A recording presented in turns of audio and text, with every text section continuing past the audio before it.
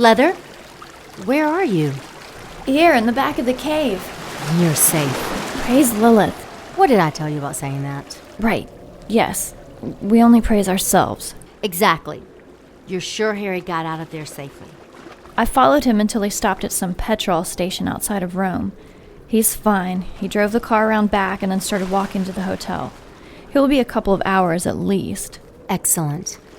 Well, let's see what the nuns told him.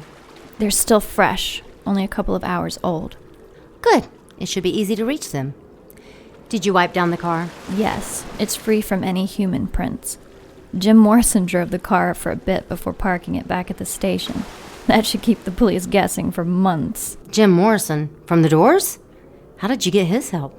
Seriously, you're not the only one who can get freaky, Lace. You're going to have to tell me that story when we have more time to fully enjoy it. Perhaps later. In the shower. I do like the way you think. Okay, which one of these heads was in charge? The one missing the back of her skull. Crap. She won't be useful very long. Sister Judith, right? Yep. Break off the fingers of Judith's hand. Place her head on the spike. Drop her fingers into the fire. Add the thistle and root of the Yggdrasil. Judith. I command you to return and speak to me. Your last words first. Cross the veil and speak that your knowledge will be mine. My God! I just got hit with an arrow. I'm going to die. You're already dead and I don't have a lot of time. Watch for your last words to Harry Strange. I told him we were watching his girlfriend. Why can't I feel my legs? Because you don't have any. What about his girlfriend? We believe she is a demon named Lace who is working for Lilith. Except she's going by a different name. Who is holding Lilith? What is his name? Sordeo. Why did you tell Harry any of this? Because Sordeo plans to bring about the death of millions. And Harry must stop him. Everything is getting dark. Not much time. I know. Shh. Judith, this is very important. I need to know everything you know about Brother Sordeo. Magic and magical people. The unnatural order is all around us. There are white witches, black witches, demons, vamps, werewolves, shapeshifters, ghosts. It's a protoplasmic party of creature features out there. But unless you know where to look, you won't find them.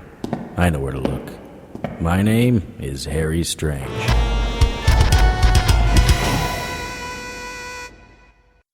What? No, I didn't say a platter. Nice touch, though.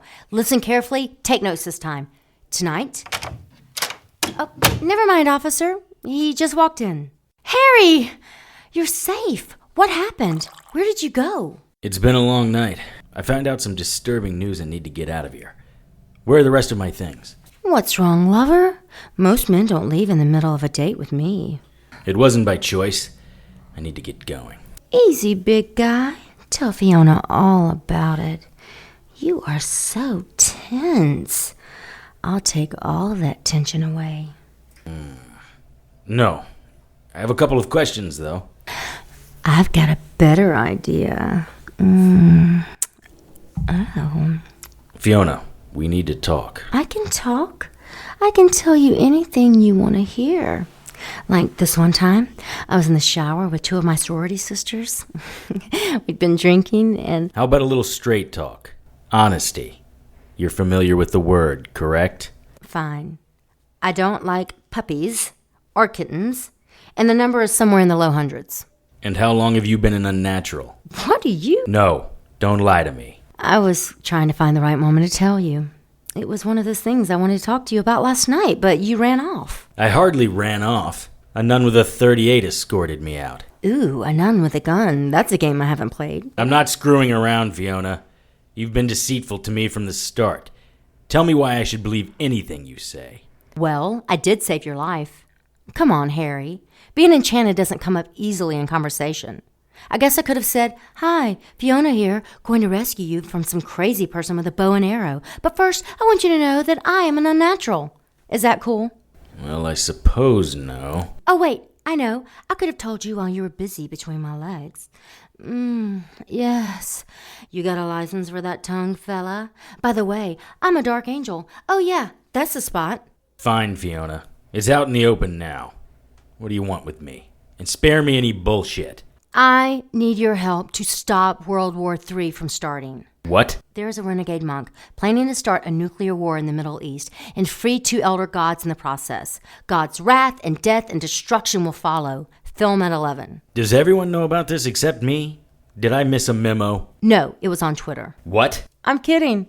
I'm a dark angel. I hear things. And some of us, Enchanted, do not want the apocalypse to happen. I saved you because I need your help to stop them. Them? This monk has help from some of the most powerful groups in the Catholic Church. The new pope is one of his men. You are possibly the only non-enchanted who can help. New pope? Last I heard, the old one had just resigned. You and the nuns with the guns must have been having quite the party. The College of Cardinals selected a new pope early this morning. He will speak to the world in a few hours, around 4 p.m. I guess they want to make sure that the Americans are awake. This new pope is an anti-pope. He will do things that will help throw the whole world into disarray. And you have a plan? Kill him, dismember his body, and leave it for the crows. The Pope? No, Brother Sordeo. Try to keep up, sweet lips. Do tell, Fiona. Why would you want to stop the apocalypse? Have you read the book? My side loses in a big way. I'm practical enough to know that I'd much rather stay here amongst the pretties than burn in some eternal pit of fire. I thought your type thought they could win. My type? Insatiable women? Actually, I meant... I know what you meant, lover. Some of the enchanted do think they can win. I'm a little more practical and would rather not take the risk. I am a lover, not a fighter. Except now you want to make a monk's flesh food for the birds. I've killed my share of mortals and enchanteds. It's just not the first thing I think to do with them. What is the first thing you think to do with them? I thought you'd never ask. Are you happy, Sordio? Sister Judith is dead. Sister Marcella is dead. And you think I had something to do with this? I did not tell them to bring Strange into this. As a matter of fact, I was quite clear that if any member of the council saw Harry Strange, they were to report it directly to me. How do you know Strange was there? Closed circuit television. I reviewed the tape shortly after the police left. Do the police know about the cameras? I dare say only a few in my order are aware. It's so much better than relying on spies. Don't you agree? If you say so, Brother Sordio. I do say so, Bishop Ethan. For example, my camera showed me a man who looked very much like you, wandering about the convent this morning after the police left. Why are you so upset over Sister Judith's death? Because she is a fellow member of the clergy. That's interesting. Do you investigate all clergy members' deaths, or just those that you were inappropriately close to? Judith and Marcella were mutilated, their heads and hands cut from their bodies, and then they were taken from the scene. The police don't know what they're dealing with. That hardly seems like the type of thing one of my cleaners would do, does it? No, Brother Sordio, it doesn't. Nor is it something Strange would do either. I never said Strange did it. Strange looked as surprised as Sister Judith, though much longer, of course. Do not speak ill of the dead, Sordio. Did you find anything on the grounds that Rome's finest may have missed? As a matter of fact, I've already solved the murder, and you can confirm it. Judith and Sister Marcella were killed by Nactalian razorheads. They are arrows about 1.5 meters long, about 5 feet, and considerably thicker than regular arrows. They are forged in Nactar, and in the hands of a skilled archer can pierce 2 inches of steel-reinforced concrete. They go through Kevlar like it's silk, and with the right fletching and feathery bits at the end, they can be accurate at 100 meters, or about as long as your football fields. How did you come to this conclusion? No one uses a bow and arrow for assassinations anymore. Because of the horrific conditions of the bodies, the police assumed it was a close-in kill, and the killer entered the room through the window. They are partially correct. The killer did use the window, but only to collect her prizes. I walked out about 80 meters and found this at the base of the tree. What is this? piece of copper fletching. Why is it moving? Because it's enchanted. You saw the murders occur and the bodies decapitated. I'm going to venture to say that the killer was a female demon. She entered the room through the window, converted to her true form before taking Judith and Marcella's heads and hands. When she finished, she reverted back to human form and just disappeared. Did I miss anything? That's impressive, Ethan. How did you know it was a woman? There are only two types of unnaturals who use the Nactalian razorheads. The nymphs of Hyperborea, and no one's really sure if they exist, and the succubi of Lilith. I think the girls are going to try and rescue their mistress. That's insane. Demons are going to attack the Vatican? It would be suicide.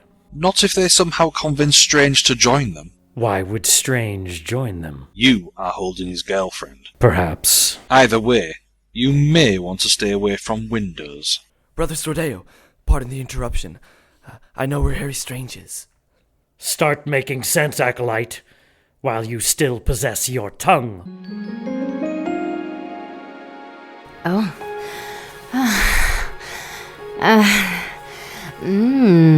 Why couldn't I have met you a lifetime ago?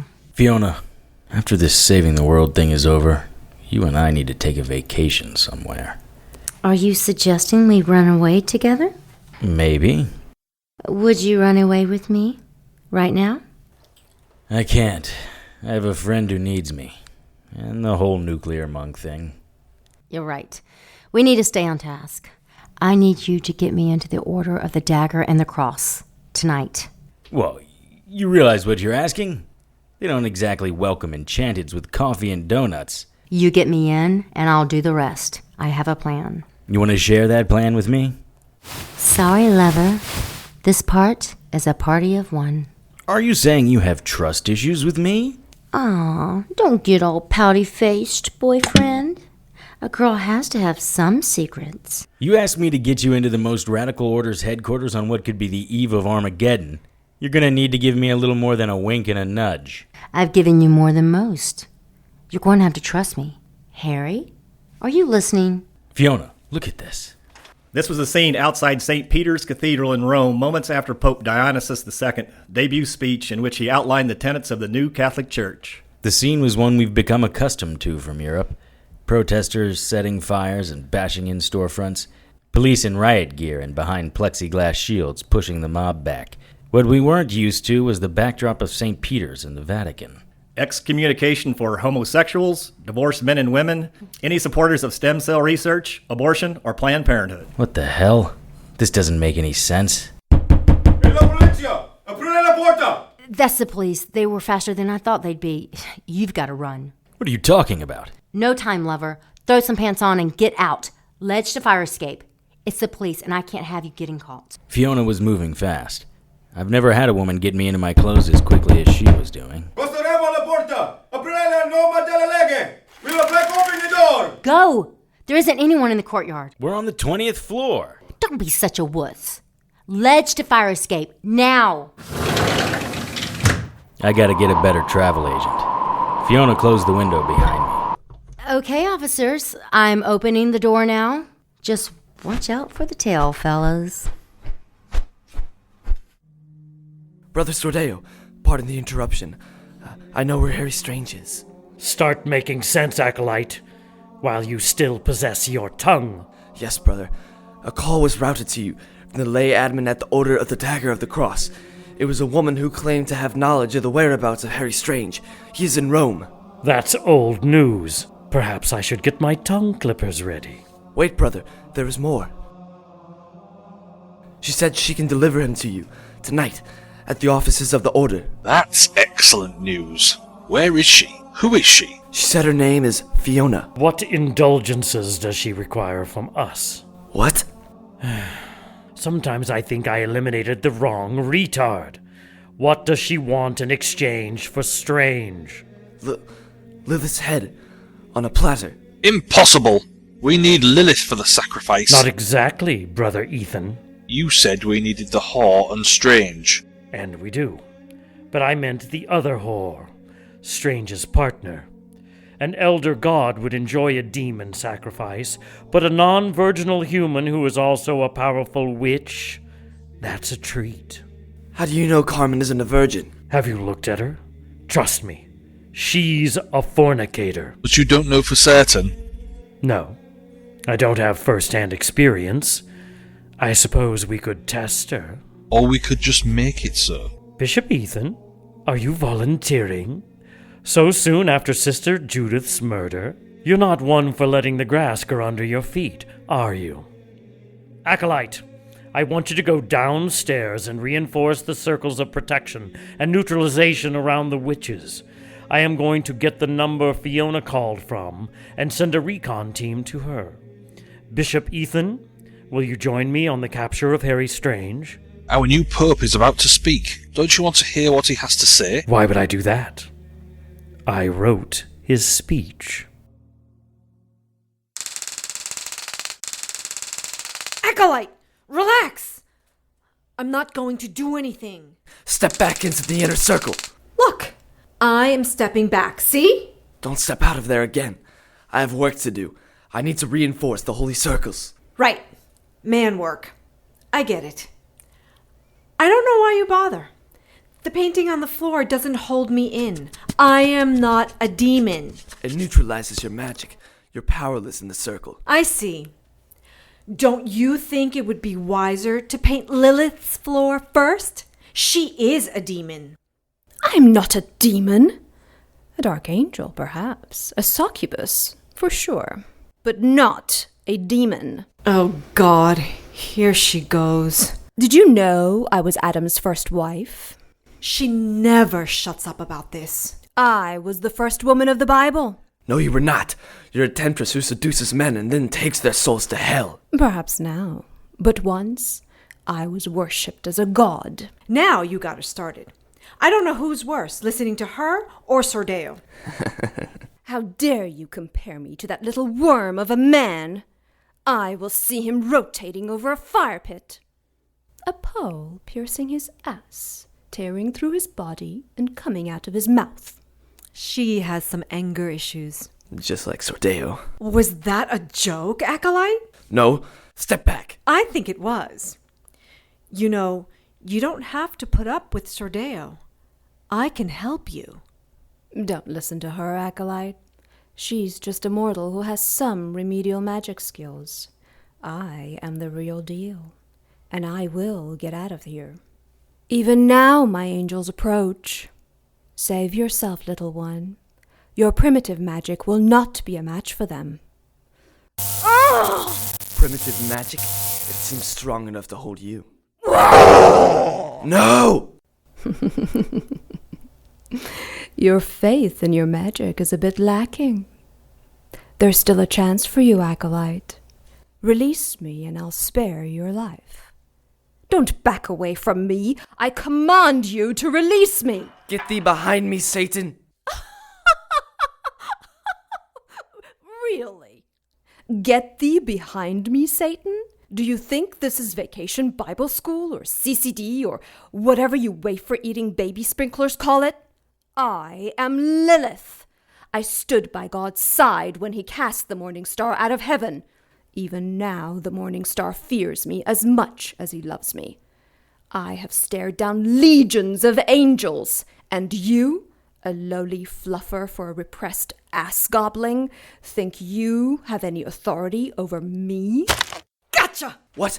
Let me go! Give me the key to this chain! No, you will burn for this. Oh! I am going to stick that cattle prod up your ass! Let me go. If I can just get the cattle prod in your eye. Kill him, kill him, kill him. No! My face! Get away from me! No, don't push me into Lilith's circle. Get away! Hello, little boy. Please don't kill me. Lilith, no! Your neck can twist so easily, Acolyte. It would snap like a stalk of celery in my hand. Lilith, get your hands off him! You weren't very nice to Carmen and me, you little sadistical brute. Why should I spare your life? Because I know something that could save your life. The things you hairless apes say to extend your life by a few seconds. Be a man, acolyte. Die with dignity. Lilith, stick to the plan. It's true. One of your demons called. She will give us Strange if we give her your head. You lie. It's true. Someone named Fiona. Fiona? I haven't any angels named Fiona. She promised Harry Strange if we cut off your head. Please don't kill me. Just get the key, Lilith. Somewhat amusing, isn't it? What is? Who is freeing whom now? It was my plan, Lilith. That I am executing. Oh, God. Please don't say executed. Are you going to cheat me, Lilith? Is this how you honor your word? Your deals? You hairless apes are so cute when you get all indignant. Will you stamp your foot next? Does that pouty girl stuff work on Strange? We had a deal. Correct. And if you free me, I will honor it. I am under no obligation to free you. You! Careful. I didn't say that I wouldn't free you. Just that I am not obligated to under the terms of our deal. Give me the key to these chains, acolyte. I don't have that key. Give me the key, you worthless mackerel-snapping papist. I don't have it. All I have is the key to the door. I swear. Look. I don't believe him. Check his pockets. Oh, the only key here is for the door to the cell. Are you sure you checked everywhere? I have gone through more men's pockets than days you've been alive. There isn't another key here. You, acolyte, insult me, tell me my angels are plotting against me, and then you don't have what I want. Ah! Oh, God. No. My arms. You tore off my arms. Lilith, stop! You're tearing him in half. I will annihilate your bloodline, acolyte. Anyone who has ever known you will die. Lil, stop slamming his body against the wall. It's not helping. But I am feeling so much better. I realize I am not the oldest witch in the room, oh ancient one, but I am the most rational. What do you suppose Sordeo is going to do when he sees you mutilate his acolyte? I don't really care. This was your plan. No. In my plan, the acolyte lived. Maybe woke up with a headache the size of your ego. You improvised. You haven't any impulse control. I could tear the acolyte into smaller chunks. And the gallons of blood splattered all over the room? Well, blood is sort of tasty. Lots of iron. Between the two of us. Ew, no! Not in 1,000 lifetimes! Guess we'll play by ear then. Improvise. Harry Strange, Episode 214, Heads and Hands, was written and directed by Tony Serecchia. All material is copyright by Tony Serecchia and used with his permission. Featured in tonight's cast were Julie Ivey, Emily Jane, Katherine Claypool, Kellen Stennett, Jamie Penn, Dennis Coburn, Parker Weirling, Brian Troxell, Sylvia Galan, and Parisa Johnston. To keep up with the latest news and information on everyone's favorite private investigator, visit our Facebook page at facebook.com/HarryStrangeRadio. Send your questions, comments, and suggestions to producer@harrystrange.com. For comments that may be included on future shows, call the listener hotline at 678-379-8669.